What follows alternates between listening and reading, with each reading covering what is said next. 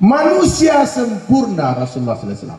Dari lahirnya baginda Rasulullah SAW, bagaimana Allah telah menceritakan hadirin mulia kepada seluruh nabi-nabi keistimewaan Nabi akhir zaman Muhammad SAW.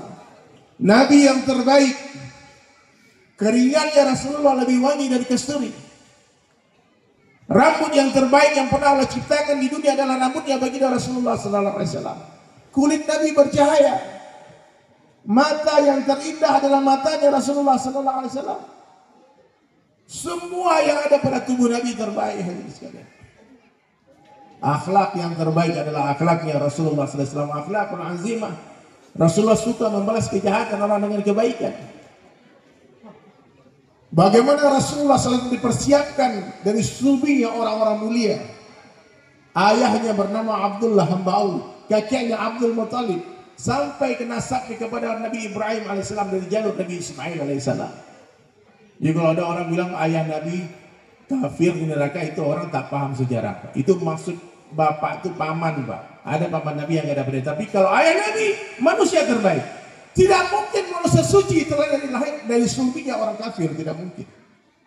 Hati-hati banyak belajar agama, hati-hati. Ada sebagian anak-anak muda bersemangat di YouTube tuh, oh ayah Nabi kafir di neraka itu, ya ibu Nabi kan kurang ajar. Ya, nggak boleh, Pak. Siapa ibunya Rasulullah? Aminah, wanita terbaik. Masya Allah. Bagaimana Allah Ta'ala hadirin mulia menjaga Rasulullah SAW sejauh dari segala fitnah. Ayahnya Rasulullah Abdullah meninggal ketika beliau di dalam rahim ibunda Aminah. Tidak akan ada seorang manusia pun diuji seperti Nabi diuji. Ya. Beliau terlahir sebagai seorang yatim, tidak pernah menatap wajah ayahnya. Umur 5 tahun ibundanya Aminah meninggal dunia.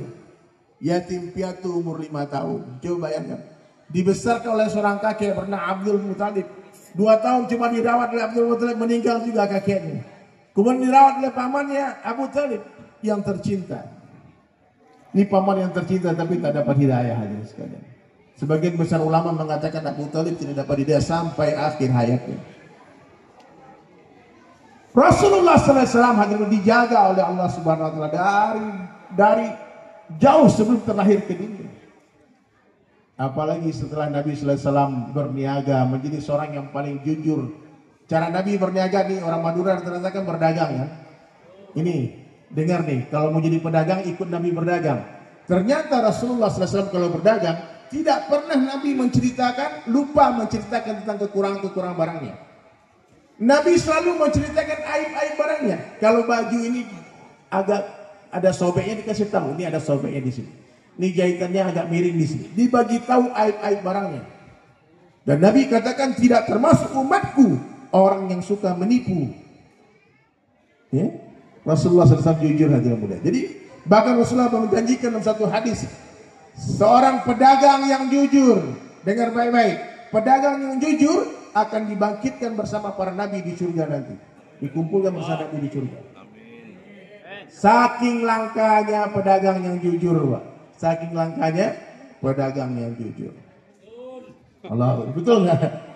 Padahal barangnya dibeli Tanah Abang, dibilang ini dari Singapura ini, ya, tipu. Kadang ini barang KW dibilang ori, tipu. Nggak boleh tipu-tipu ya. Rasulullah SAW kalau berdagang selalu menceritakan kekurangan-kekurangan barangnya. Dia punya majikan, seorang wanita terkaya, tercantik di kota Madinah. Siapa? Ibunda Khadijah Al-Kubra radhiyallahu anha. Terdengar kabar tentang jujurnya baginda Rasulullah SAW. Terdengar berita dari pamannya bahwa ini akan jadi nabi nantinya. Maka ketika beliau umur 25 tahun hadirin sekalian, baginda Rasulullah SAW dipinang oleh ibunda Khadijah. Jadi kalau di Madura boleh tak perempuan pinang laki-laki? Boleh. Ya. Dalam Islam boleh. Jadi kalau ada janda-janda di sini melihat ada berondong ganteng soleh, boleh dipinang langsung ya. Nah, boleh itu. Betul.